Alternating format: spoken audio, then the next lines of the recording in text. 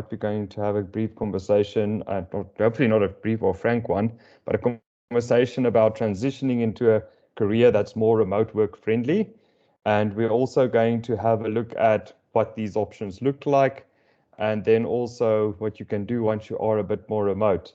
I think the ideal is for people to kind of get out of the cities, out of the big places, and establish themselves into a more harmonious lifestyle.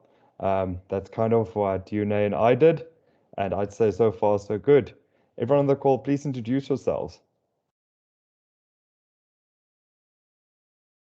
Hi, I'm Dionay, and also recently moved out of the city. But the reason that became possible is because of remote working possibilities, and I would say that that's probably the only good thing that came out of COVID is that more companies were willing to actually open themselves up to that possibility. And I think it's been a huge improvement for a lot of people in terms of their well-being and their lifestyles, etc. And it's also have enabled them to have more options in terms of how they want to live. So yeah, so I'm here to talk a bit about that. Good, I'm Greg. I currently stay on a farm, but I probably will be moving into the suburbs soon, unfortunately. But yeah, it's definitely a good idea to move out into the country where you actually can be more self-sufficient. I know a lot of people have this perception that it's dangerous, but there is a lot of advantages, which I think we will cover in tonight's conversation, with the benefits of actually moving out into the country where you actually got a lot more you can actually do out there with the space and everything that you've got. So yeah. Well, I think that's a good introduction from everyone. Thanks, Gregory. First time on the show. So my perspective is, and I've read a few things about people, the usual way they would go out of cities, right? So they would quit their jobs, they would move to rural areas, and kind of either stay on a plot or a farm, and then they kind of have to look at opportunities. Hopefully, okay, so my hope is that before they move, they kind of have some form of plan, right? So there's either something they can do, or they can transition into a new career. This is the traditional way we're talking about, right? And obviously, if you move to a smaller pace, pay is lower, but also cost of living is substantially lower, right? So these people had to make do with what they have in the areas they moved to. And sometimes this was very difficult because you kind of have to start from scratch. You have to start, if you're starting with anything, there's a lot of prep and stuff you have to get. If you're starting with cattle, they obviously have to buy the cattle and obviously get some things in place for them. Same applies for if you're planting your own food, and then obviously if you have a surplus, you want to maybe sell that or process that. And then the same applies if you're going to get a few chickens or geese. The same will also apply, right? So there's a lot of prepping that goes into that. I think we're in the golden age for this, because not only can you hold on to your job now and still earn a salary, you can move to a rural area now, pay far less in rent, living expenses are far less, and then you also have the benefit of still having a solid income. And if you happen to be a partner, like me and my partner, pretty lady over there, then you just happen to have both have a solid income. And when you get there, you can then start looking at what else you want to do to generate even a higher income, right? Maybe use some of your current skills that you have acquired. I'm in IT, and I can obviously do a bit of training in the area as well as an IT trainer. But I can also go into new avenues to generate some new revenue and transition my skills a bit and build my skill set up and become more self-sufficient. So all of these things have now become a possibility.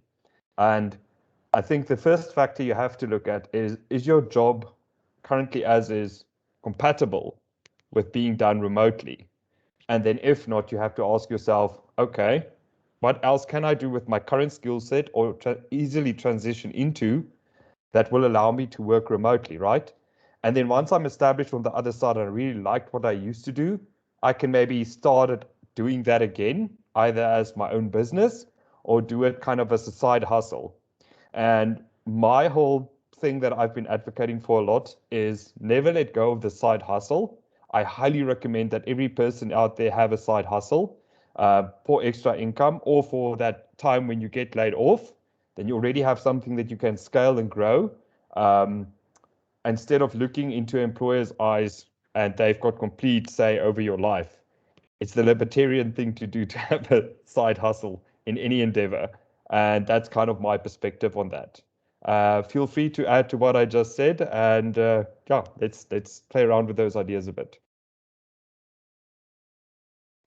I mean, so for me, the whole remote working thing, I mean, we finally got there, but coming from an academic context where for over a decade, while I was studying and getting my qualifications in philosophy, the academic context is pretty much a remote working context for the most part. I mean, the only parts that we're not remote working is when you have to go in and teach.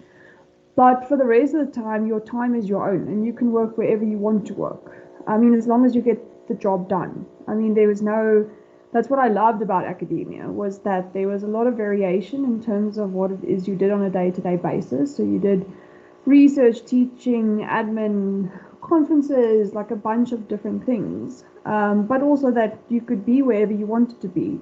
The only times you actually were required to be on campus is if you were teaching or maybe consulting with students. So I'd gotten used to that sort of lifestyle where I could manage my time as I saw fit. So if I was someone who wanted to rather work at night, then I could work at night, and it didn't cause a problem. The only limitations I had, like I said, was if I had to teach or something like that, and those were restrictions, but they were fine because for the rest of the time I had flexibility.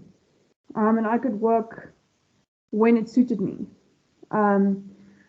So I got really used to that lifestyle, and then I had to leave that lifestyle because I had to leave academia and go into corporate. And then I was suddenly shoved into an 8-to-5 sort of framework, which I found enormously traumatic because it's not just about the fact that you're basically being told you have to work within these hours. It's that it doesn't really make much sense because, first of all, no matter what your personality type is, you're being shoved into a space where you have to work in an open office, which it doesn't work for anyone because your ability to focus in an open office rather than having your own office or your own private space to work, I mean, your ability to focus is so greatly reduced that it's insane to me that people think that this is an efficient working style. And let's be honest, that's not what it's about. It's about saving money. It's not about actually enhancing the ability to work well. And I think that then as a business, if you're faced with those two choices, where either you shove people into an open office where they can't get work done, or you allow them to work remotely in their own space where they can create a silent space where they need to be to focus, for me, it's a no-brainer. But nonetheless, they're shoving us into these spaces because they insist that this is the only way you can collaborate. If you're not in these enormously overwhelming spaces where you can't focus, you can't think, and people are constantly making a name conversation that you don't want to engage in, then you can't collaborate, which is insane because that's not how you collaborate. Collaboration is actually a deliberate effort that you make. You actually call for a meeting, you go into an office space, or let's just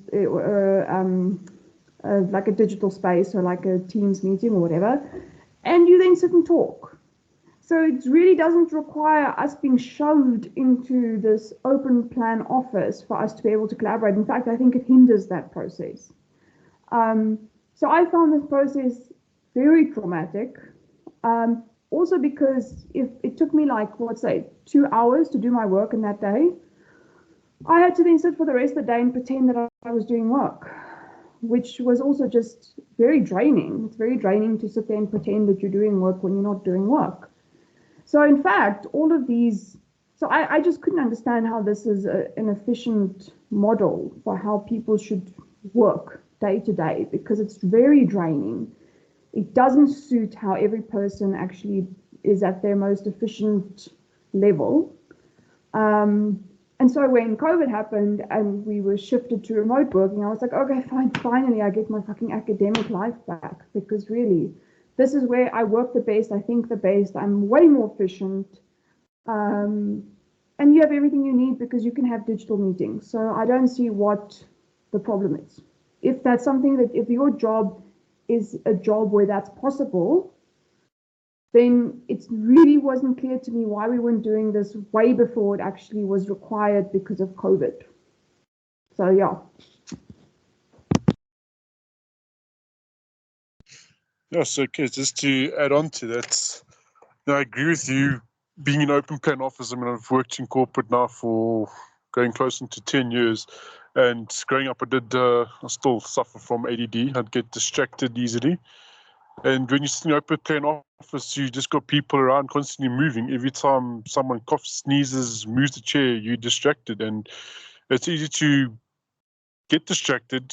Plus, you got colleagues walking past, making small talk. And a lot of the time when I mean, working from home now since March last year, a lot of people are saying like they missed the office, they wanted interaction. I think they're just missing the social dynamics of it. It's not actually about work. It's more about a social thing.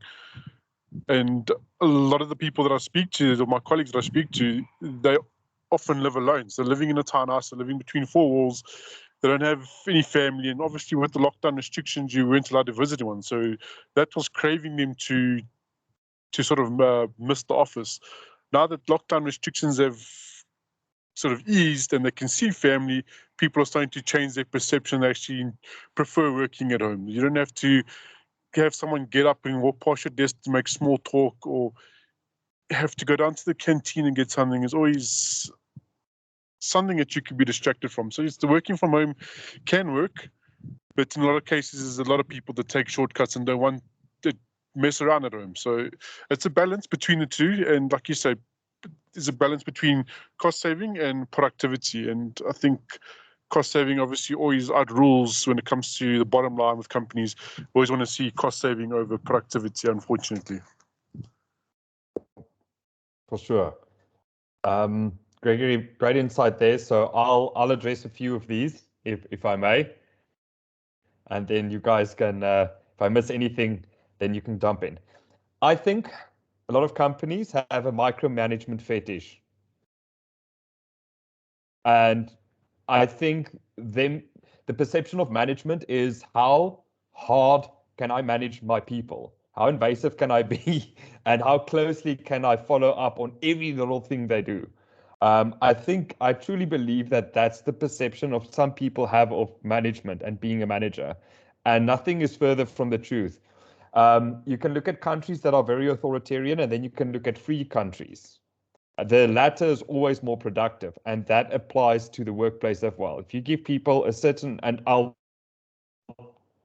give a bit of reasoning there, because you also, Gregory, you stated that if you give some people absolute freedom, then that may have consequences, right? But I'll touch on that a bit later. And I think really the difference there is when we design a job spec and we have a job with clear outputs, and those outputs are measurable, we overcome that problem of where we have to be in the office from 8 to 5 versus every week, what is your output?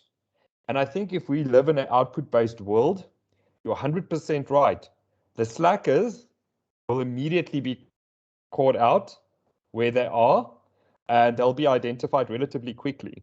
If you have a very vague job description, very few measurable things or outputs, it becomes very difficult to measure performance. And I think that is where people usually fall short, or management or businesses. So if that can be rectified and there's clear direction, everyone knows what's expected from them on a weekly, monthly basis, that kind of flips that card over. And you're right, then you identify the people that have low performance, and you can work people out that work badly remotely with performance reviews at the end of the day, right? So you've got options there as a business. Then I'd say actually you can collaborate better. Companies need to go back to the basics. A lot of the things I see as a consultant and in the field is a lot of meetings should have been in email. What I mean by that is with the right collaboration tools, if you streamline the collaboration process, a lot can be done via that. a meeting should be the exception, not the rule. And I see that a lot of businesses do meetings for the sake of meetings, and there's no agenda to that meeting, and there's no clear output in the meetings. And that infuriates me. If I sit into a meeting once like that, I am not happy and I make it known. And I'm like, this could have been a phone conversation, this could have been an email. And I make my disdain clear at that stage. So that's something I cut up on well. And then that is kind of how I want to segue. If any of you guys want to say anything on the points I just made or want to add to that or challenge it, feel free to do so.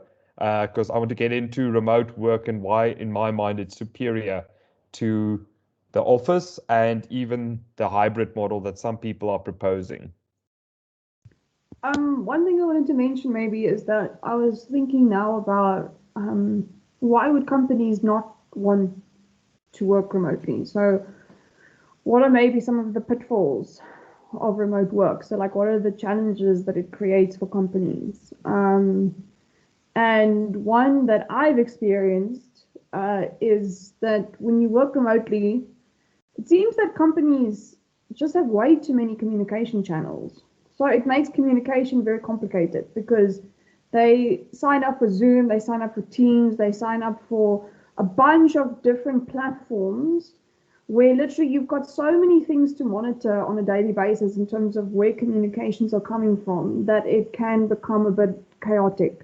So if we were to think of what would it require for companies to essentially become better at enabling remote work, I would say a big one is to carefully select the digital platforms that you want to use as communication mechanisms, understand them fully, understand their strengths and weaknesses, but don't have too many, because this is exactly where there's confusion, miscommunication, and misunderstandings, because they're just too many to keep track of. And I've had that where I'm just like, why do we have to function on so many different platforms? Why can't we have just one or two? It just creates more chaos in the scheme of things. And then the other thing is, I think another reason why maybe they don't realize this, maybe this is like an unconscious sort of thing, but another reason why remote work might go wrong is because people are so terrible at communicating. Like their communication skills are just terrible. Most people don't know how to speak accurately and precisely. They don't know how to write accurately and precisely. So if you are basically relying on this for people to get their daily work done, so they can actually write an email and fully communicate what it is they're trying to say, then that's cool. But from my experience, most people are very bad at this point, because most people haven't actually been taught how to communicate well. This is one of the things even in higher education that we've sort of left by the wayside. It's become something that's kind of like, well, if you're not great at it, it's fine, but as long as you tick the right boxes, then the fact that you can't communicate is not a big deal. But it is a big deal. It's a big deal, because this is kind of what I see as one of the reasons why maybe companies that want to move to remote work. But the reality is that they think it means it's better when people are seeing each other in person, and it isn't. Because if you can't communicate well over an email where you actually get a chance to think about what you're saying and actually articulate it, then I'm not sure how you're going to be better at that when you're at the office and you're telling someone something where you basically don't have that time to be very considerate about what words you use. So there's just as much miscommunication. So in fact, what remote working does is it actually forces people to be a lot more conscientious about how they communicate, because they actually have to they have to sit down and they have to compose an email, and they have to actually think, okay, I don't want to phone this person because it's probably a waste of their time. So like, what am I going to say? So in fact, I think what maybe companies are scared of is something that could actually be to their advantage, because enforcing remote work could actually help people with their communication skills if they do it in the right way. So there's something maybe that we should think about on a broader level, just if we want people to be elevated to the space where they can engage in remote work, they also need to be taught how to communicate well. And, you know, this is something that's very important just for being in the fourth industrial revolution. Communication skills are one of the core skills that most people don't have. So, yeah. Okay, just from my side to add on to that, I think a lot of people confuse being busy with being productive, and they just seem to think that the more meetings you schedule, it makes you seem like you're busy and then keeps people off your back, or they got this perception. I didn't realize that if I schedule a meeting, it looks like I'm working. And then I was fine, even with okay, I won't mention who I work for, but a lot of management, I think all they do is sit in meetings, and there's this meeting after meeting. But then often I'll get pulled into meetings. I'll be in back-to-back meetings for more than half the day. And then I get given work to do, and then I've got to now work in overtime. I don't get paid overtime, but I got to work into the evening to get my work done. And like a lot of these meetings, I get pulled into a meeting and I have no input.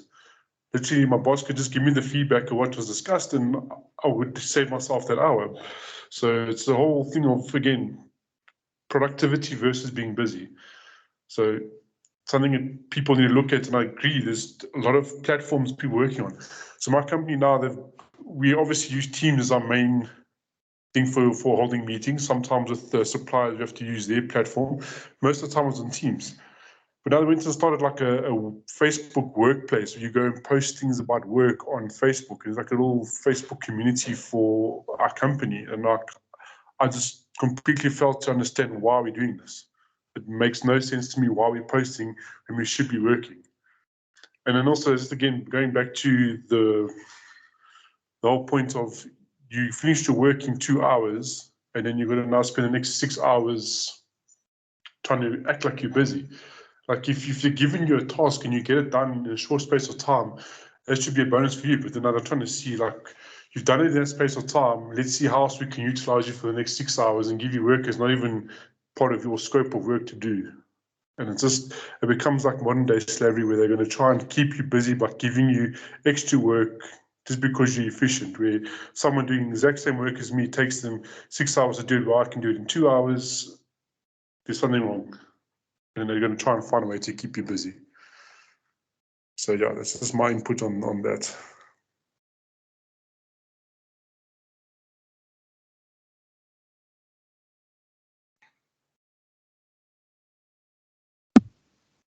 Carter, you there?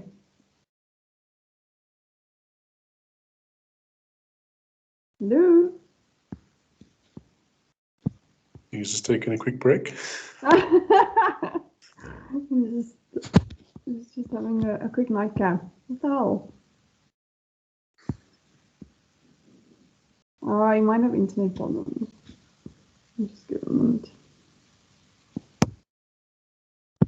No, but honestly, like, I have to say though, this thing about having meetings, like you say, it's not just about having meetings. It's the fact that what I've noticed in meetings is, worst of all, is when people think if they just keep talking without saying anything, so they just sort of just talk, then that is an indication of them doing their job. And if you actually really listen to what most people are saying, it's really not a contribution. It's either a repetition of what's been said, or it's literally just, raising a problem without a solution. But it's basically become this sort of, marker of, well, I'm engaging, so that means I'm doing my job. It really doesn't. If you're not engaging in a meaningful way, it's really a waste of our time. And you're basically asking us to sit there and listen to you saying something useless. And part of being trained in philosophy is actually just knowing when you should say something and when you just shouldn't, because it's part of like actually recognizing when you have something useful to contribute, and recognizing when literally there's no point in you speaking right now. But we don't have that anymore. We have no standards when it comes to communication anymore, where someone can just say, like, what you're saying right now is not a contribution. It is you basically just making this meeting go on for longer and wasting all of our time. But Yeah, no one just wants to say repeats that. what someone else has said. Yes, no one wants to say that. No one wants to be that person who then busts in and just says, like, why are you wasting our time? But people also just discuss the problem over and over and not actually discuss the Exactly. solution. Yes, they just keep reiterating the problem, and it's also like in my field, it's like when we propose stuff and more people come to the table with all the problems. I'm like, no, cool, great, but one of these days, could you maybe also contribute, like, you know, I don't know, a proposed solution, and not just come to me with all the problems and expect me as a creative to just be able to solve any problem that you come to me with. But that they think that's them doing their job. And I'm like, well, it's part of your job. The other part might be, you know, actually just venturing a solution that I can actually use. Since I'm the one who's sitting here having to come up with all the solutions, and you're just here pointing out problems. So it's become, it's a very difficult thing.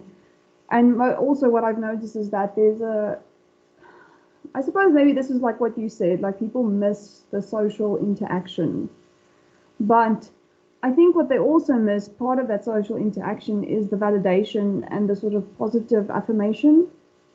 Because what I've noticed in corporate especially, this is not in academia, we don't really do this. We're not known for politeness because a lot of what we do is very cutthroat. So we're incredibly honest about whether you're actually solving a problem, and we don't mind actually saying something. But in corporate, I find that it's the opposite. Like basically, it seems that all they care about is being polite, being nice to each other, when it's not helping anyone because it's not helping us solve the problem. But they all just want to basically like blow smoke up each other's asses.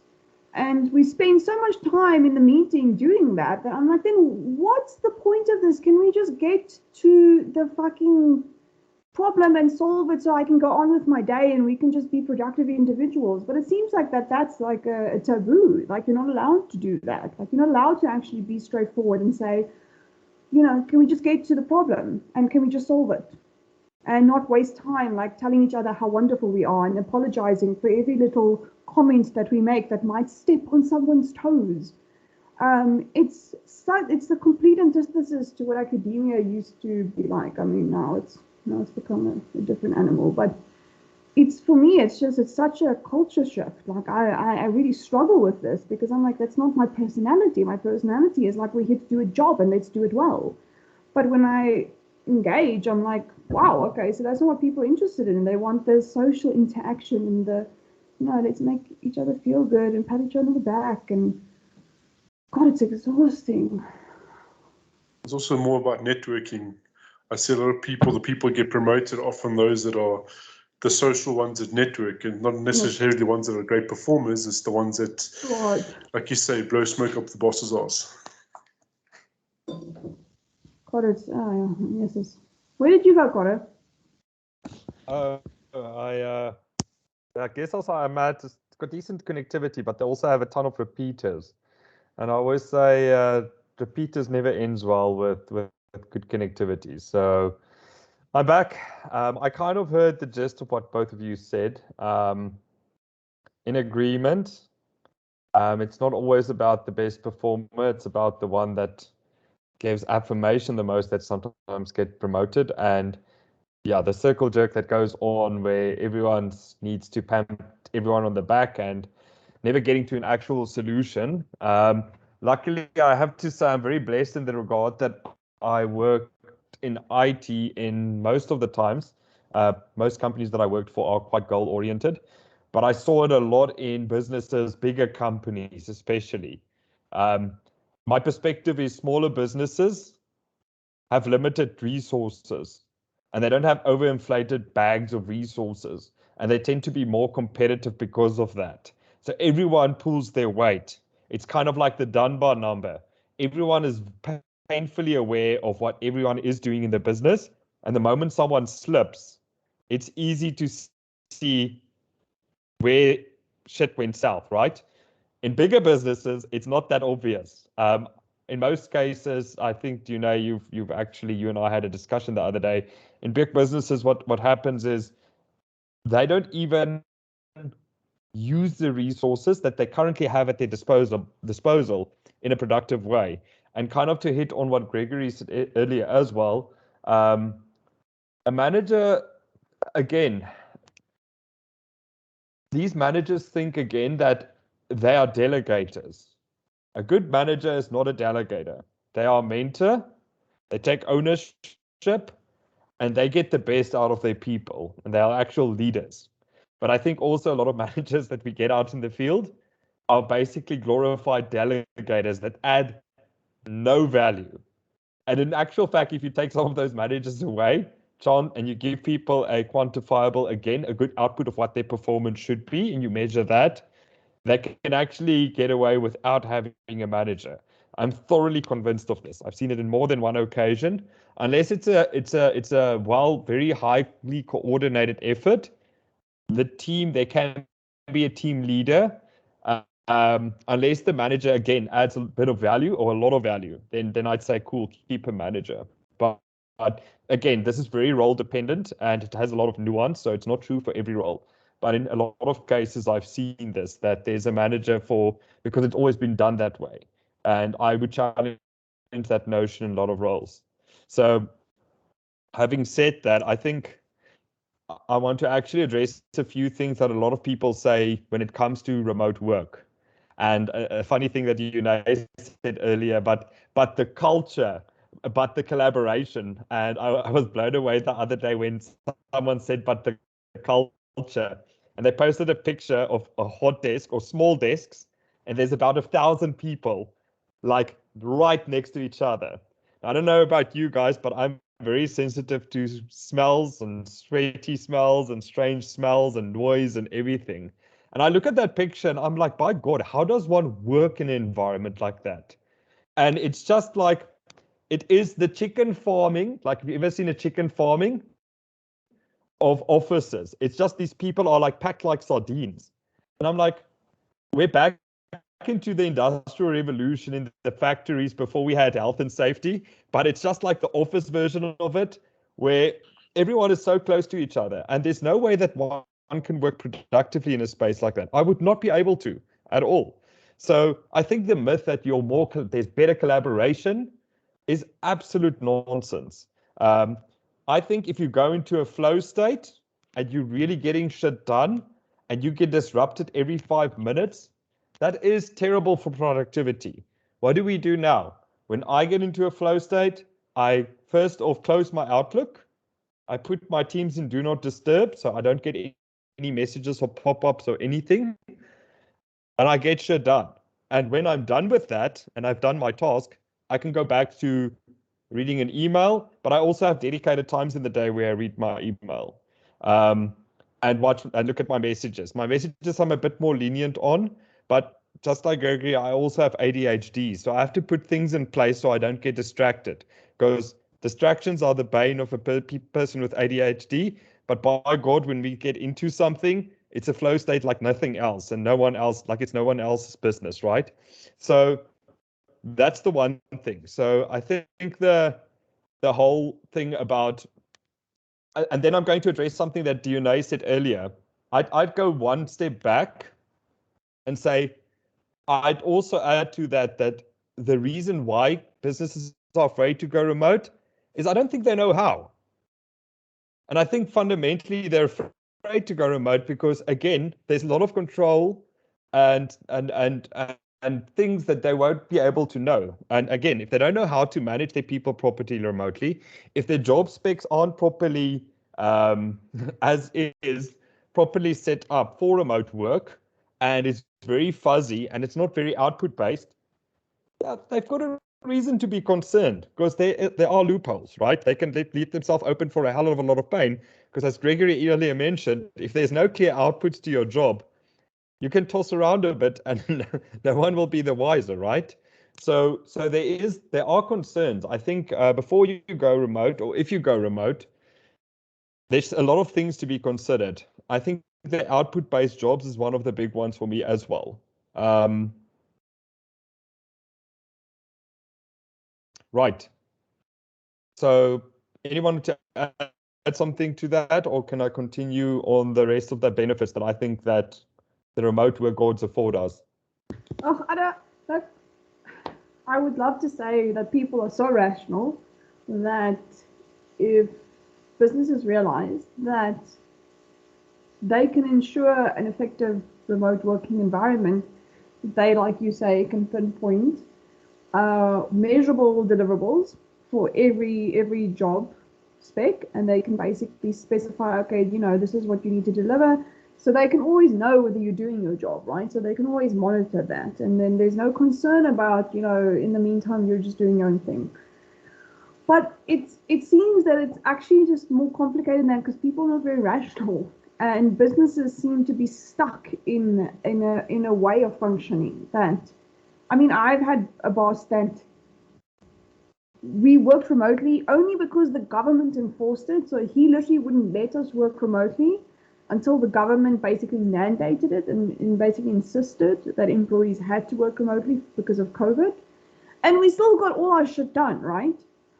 And yet, the moment we could go back to work, he insisted that we went back to this office space, and it's a small business, so he doesn't really have the money, and we've taken a big hit because of COVID. So it was this incredibly irrational action of paying for this office space and continuing to do so, and he's still doing so, by the way, after I left, he's still doing so today, paying for this enormously expensive office space when he knows that he could, and he's retrenching employees, where he could literally just give up the office space, save all that money, and just let people do the work remotely, because in our business, yes, we can do it remotely. But he won't. And it seems to be this element of just, I don't even know if it's micromanaging, but just having a sense of control over your employees. And I have to say, yeah, and I have to say that most of the bosses and managers I've encountered, I've never had a good manager.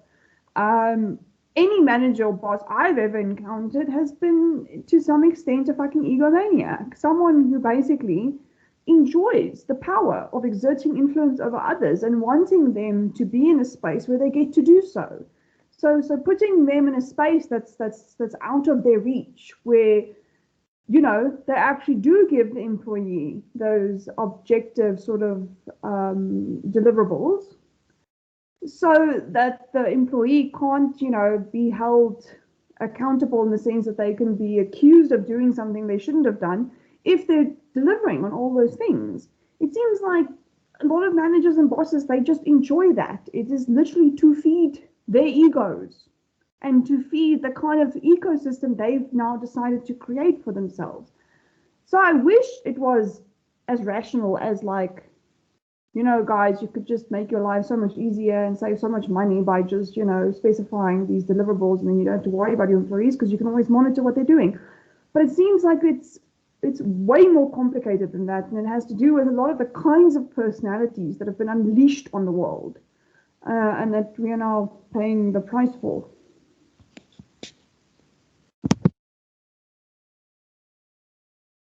So I could add a lot onto that, sure. But I think it's like you said, it's an ego. Sorry, man.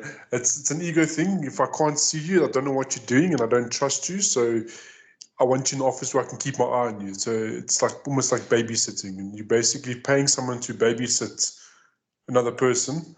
Or it can be, there's also, especially the big corporates, the structure is just so massive. You see someone reports to a team leader, to a manager, to a senior manager, to a general manager, then there's certain executives, and it's just this mass of this organogram where people have to report to someone, and you can all just reporting to a lot less people and still be getting stuff done. It's so yeah, I can go on and on about these things, but I think let's get into the benefits of working remotely.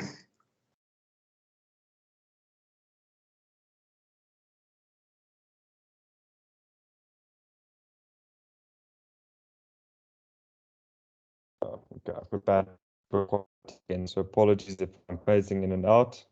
Got it off the internet, it's giving me a headache. So to add to that, right? So let's talk about the benefits, right? So again, you need to work remotely. So that means anyway. So if you want to visit friends or family, or you want to go to a friend in another, go travel the world, you're able to do that. If you have an output-based job where you're not measured in how many hours you put in and what your outputs are, the benefit of that is you can work, as Yunai said earlier, 3 or 4 hours. You can wake up 6 hours earlier, or not 6, 2 or 3 hours earlier, whatever your vibe is, get the work done, and you have the day for yourself.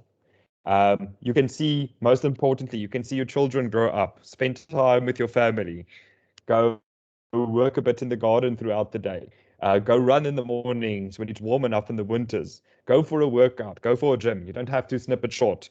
You can truly have a better quality of life when you are remote. My second point that I want to add here is, again, the reason why you can do that, and it's just one of my points where I said remote work should focus on outputs instead of rigid 7 to 5 hours. I cannot tell you how many times when I was in an office space where I used to have people that think they are fucking Rambo because they stay there till 8. No, mate, you're just fucking inefficient at what you do. If you have to take 12 to 14 hours a day to get your shit done, surely you're inefficient at your job. It's not a show of strength, it's a show of inefficiency. That's how I perceive it. Then let's talk about commute, shall we? You're not putting any there's no mileage on your car. There's lower maintenance because you're driving less frequency. You don't have that overhead of fuel anymore. You don't have the risk of getting into an accident, and we all know how god-awful Joburg traffic is. And most importantly, you're saving that time. For some people, that time is an hour. For others, it's 2 hours. Maybe some it's a bit more. So you're saving tremendously on. Can I just interrupt there? Just to add to that point. So I had to recently drive Carter to Midrand before I went to my job in Bryanston. Now we live in the country, so I go to Joburg for a week every month, and he now has to be there for 2 months. So then when I went there and I had to drive him, it wasn't even the whole week. It was literally 3 days of that week. Oh my God, I was so PTSD, I swear, because I'm so used to living in the country now that when I go back to Joburg, and I've lived in Joburg my entire life, except when I was overseas. But now when I go back there, literally people, because it was on the highway every single morning, like for at least an hour, if not an hour and a half, 2 hours, depending on traffic. And it was that, that terrible N1 Pretoria route. And it was so traumatic. Now it's traumatic. Back then, I probably wouldn't, if I was living in Joburg, I probably wouldn't have thought too much about it. But now, when I go there and I have to do that is, and I realize, like, there's so much about living in the city and experiencing those things that we just write off and think that's just normal. But when you've actually had some distance from it and you don't live that way anymore, you're like, wow, that is really not normal. That is really disrupting your day-to-day well-being. And working remotely is adding to your well-being. It means that it's adding to your productivity and your efficiency in a way that nothing else can. And yet these companies still insist, some of them, that we have to come into the office and now we have to wear masks the entire time we're there, and we have to basically jump through all these hoops. And I'm like, well, then what's the point of coming to the office? If the whole point of coming to the office is to reignite that social interaction, well, we're not getting that, because we're now being forced to come to the office wearing masks, not being able to recognize each other or in any way have that face-to-face contact, which is in most of our communication is non-verbal. So most of it is in your body and your face. But we're being deprived of that. So even that emotional and social connection is not there.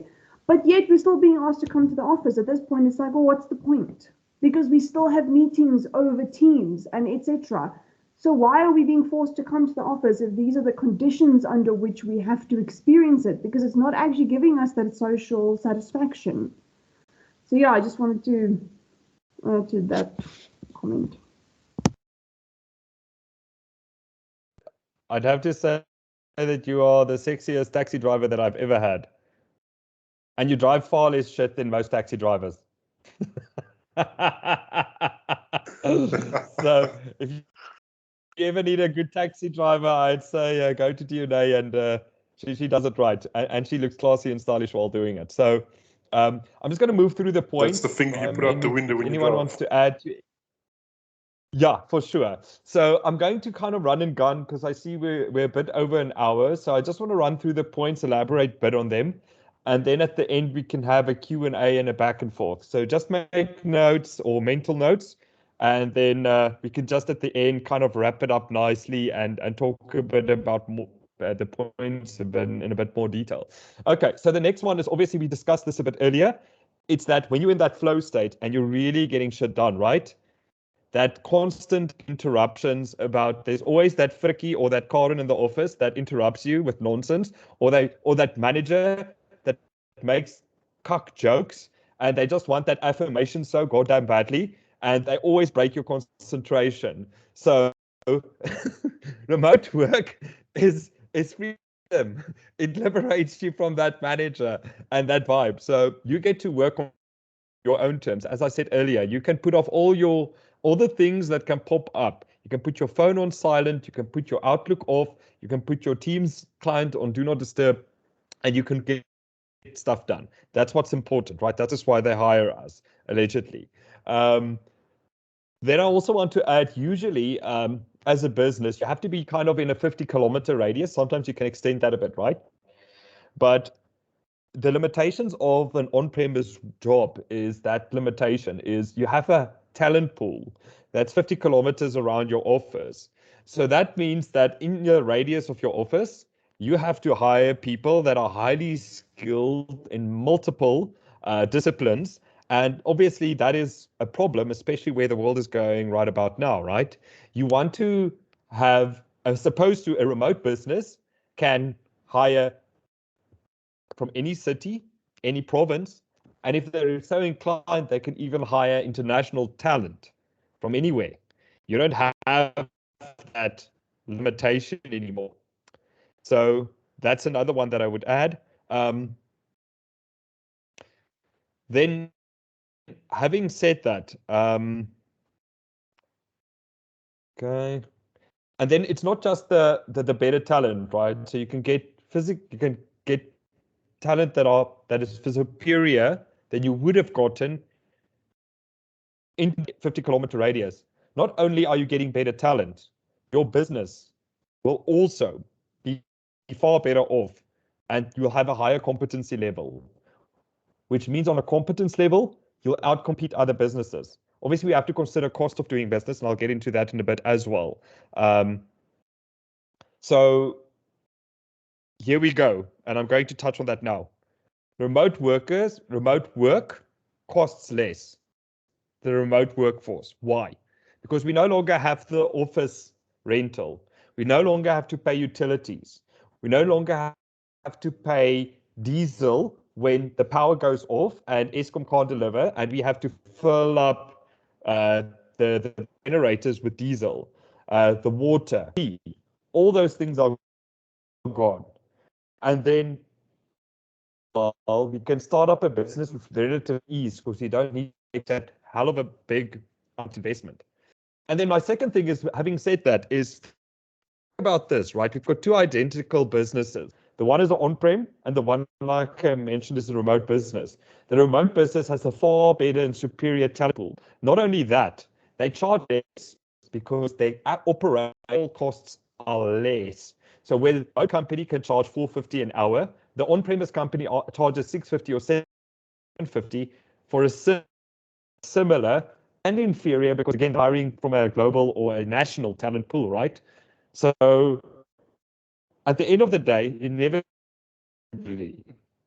remote businesses on a price rand for rand basis can always, no matter what they do. Basic economics. The other thing they can do is with the money that they are saving from office letting, they can either decide we're either paying our people a bit more, we give them output-based performance increases monthly. So we say, if you get more done, incentivized to get more done because you'll get paid. We can better develop their skills because we actually want to invest in you. We want to train you up to be better. And we put you into an output-based kind of target system where every month you can earn more. Greg spoke earlier, he worked after hours, being incentivized for it. I think it's to that. If you've got an output-based job and you're making more money for me, oh God, I'm making money. No, I'll pay you 10% of up and above your current salary. And then after a certain threshold, I'll increase that 10 to 15%, depending on how your performance goes. That's the kind of these days because we want people to stay at our business. The cost, the office have a higher turnover, so you need as well with masks. I'm also teaching now. All my students have I hate it, and secretly I am saying, if you're uncomfortable with the masks, take it off, or just put it on whatever you're comfortable with. I'm very uncomfortable with the fact and they just it. I personally, I'm supposed to check in every morning and sticker. I don't do that. I've been there, skip that process. I go in the building. I also make a point of not wearing a mask. If I go into any shop, I don't wear a mask until they force me to. And sometimes I'm like, make me or something. I do that. I just don't like that whole authoritarian vibe. I'm over it. So with the mask thing, and so with forced mandates, with the vaccinations coming, remote work technically don't need because we don't go into a goddamn office.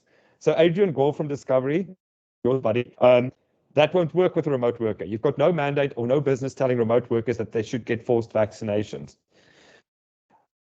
That should be the best government's interface with the space. Just want to see if there's any other points. We talked about being more, being able to develop for your employees. I mean, the incentives can also be medical, pension fund, etc. You can add more value to employees. I think I covered with regards to the benefits of remotely, and I'll end with this whole nonsense about the hybrid office. Still has the same level as a office. Yes, you are a space. Your hot desk people falls into that same trap of you still have an office. You still have that 50-kilometer radius nonsense. A lot of the traps that I hit and pitfalls, you still fall into those cracks. So yeah, let's close this down and everyone feel to it and add closing statements. I see Marvin came in a bit later. Hey, Marvin. Hi, guys. Yeah, I had my neighbor here because he's going to look after my dogs while we await for the weekend. So I had to take him through stuff and he couldn't stop talking to me. So it took a while, much longer than it was supposed to, but thanks. I think I got the gist of it though.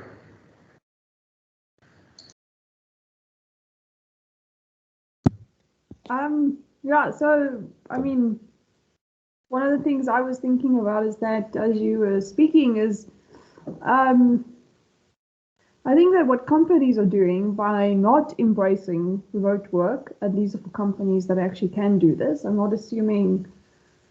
I know there are going to be a bunch of people that go, well, we can't do remote work because we're a factory. Or I'm not saying all people can do remote work, but for the companies that can actually do remote work, them resisting it is in this day and age is just not making any sense because so many people have actually now been converted and realized, wow, like remote work adds so greatly to their general well-being that it's now something they'll seek out. So it's not just something that they now see as a privilege. It's something that they now see as, wow, this is a gateway to a better life in the modern age.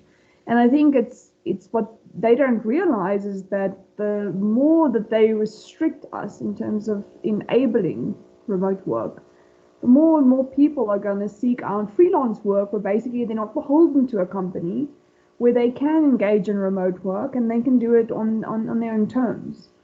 And I think more and more people are going to seek that sort of freedom because they've now realized, wow, like this freedom actually means a lot. It actually makes a big difference to my general well-being.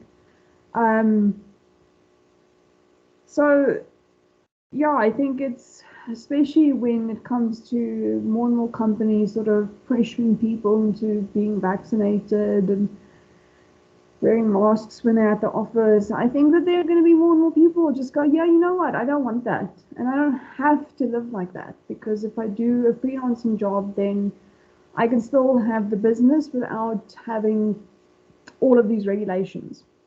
So I think if companies aren't careful, they're going to lose more and more people to that, and they're not going to have the stable workforce that they're used to having, because there wasn't always another option. And the more we look at this thing, the more there is another option. And I think for more and more people, that's going to be the other option, because it gives them the flexibility that I was used to having when I was in academia. And I'm sorry, it does. It just in general makes you a more productive, efficient human being. It's not just about what matters to you personally. It's about, if the business wants you to do well, this is how you do well. When you are in a space where you work at your best. So, I mean, the main thing that came to mind is I'm an introvert. And the modern workspace is not built for introverts, okay? It's built for extroverts.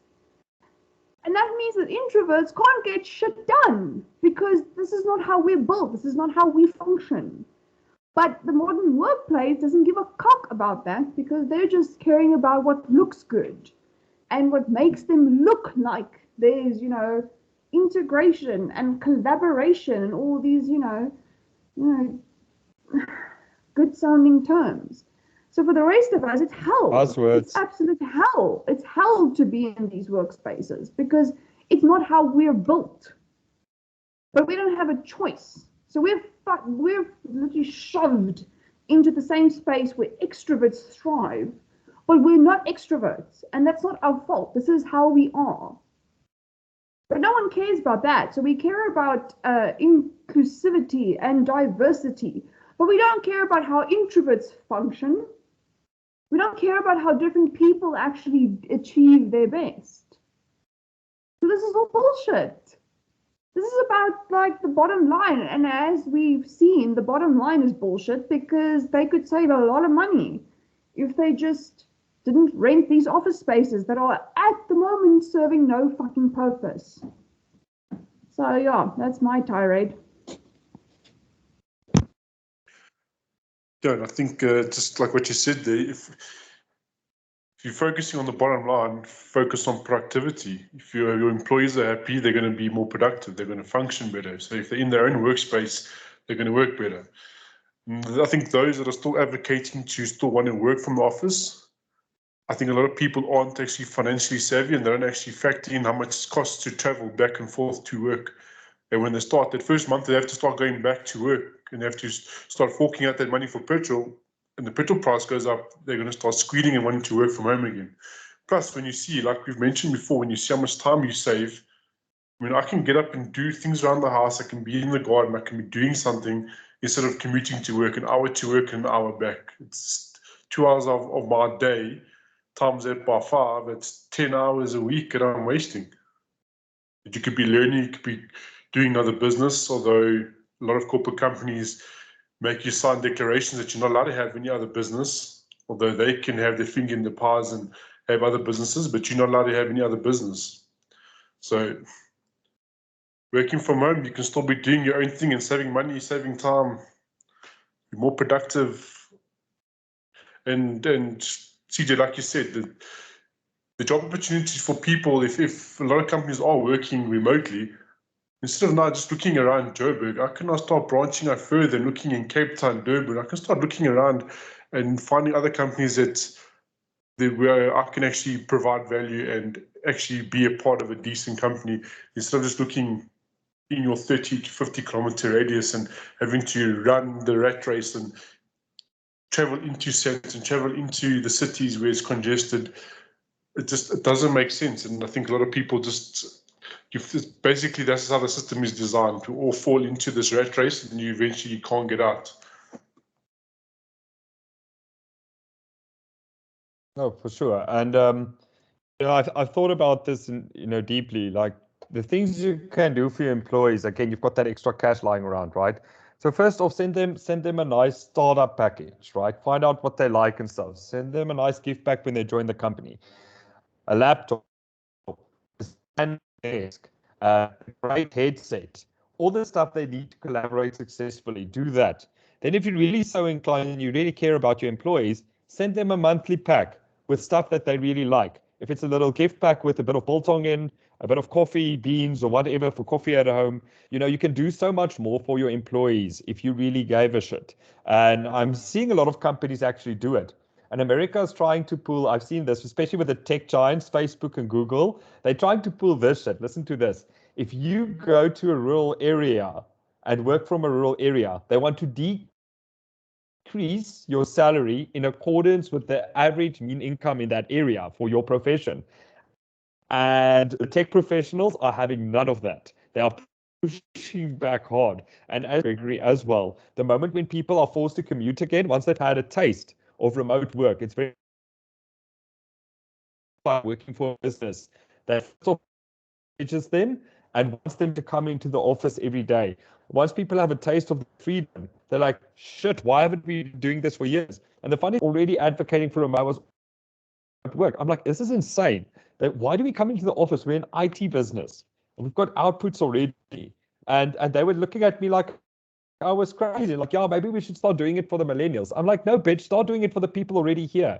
You'll attract the best talent far more if you have remote work. And let me tell you, maybe do the exception. So here's maybe how a hybrid can work, right? Have an office space, like one that you don't have to go in. This is purely optional. This is something employees can do. Let's say you've got construction at work, you've got children, and your house, for some odd reason, for that week, you can't get work done. Have a hot swap space or a space where you can go and have a one-man office where you can work in peace and quiet on your own terms, right? So you say, okay, you know what, I'm having some construction at my home or something's happening. I know I'm going to be busy this week in a lot of meetings. And there's a lot of these spaces that rent out office space, right? And then you could go to those places on your own terms, even if it's after hours, right? So I've seen sometimes, especially with the lockdown, people that have children especially, that they could have actually, that could have been a great facility to have available, but it shouldn't be a rigid kind of thing, right? That should be according to the need of and the requirement of the employee. And then the business like gives you a bit of credit to do that in a year, and you can go to Cape Town or wherever. And if you need a bit of office space, again, you're staying at a friend or a family member, the place is not conducive. Well, there's places nationally where you can go and go hot desk or go into a one-man office and go work there. So I think flexibility here is key, and the realization that the old rigid way of doing things are done. Just shout out anyone that wants to go remote. I'm a Microsoft specialist. I specialize in Teams. Can help get you there. I know, shameless plug, but happy to consult with anyone that wants to go that direction. So yeah, I'll just close it off to say the world is changing.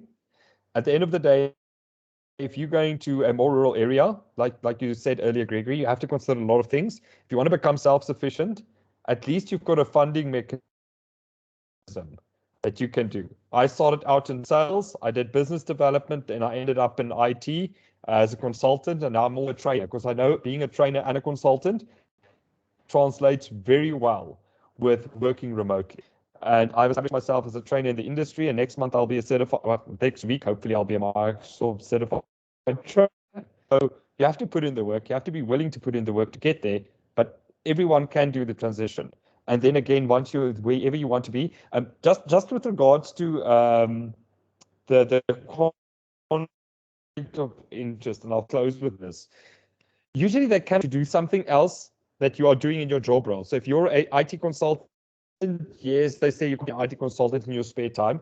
Anyway, first off, how would they know? Second off, If you do something else that's not in that skill set, they can't do shit about that. You can do whatever you want. I know sometimes they do that weird thing, like you say, where they lock you down completely. I think that's unethical. And before you sign any contract with any business, that's in bad faith. You should have your own business on the side, and I encourage everyone to do that and not work for a business that doesn't allow you to do that.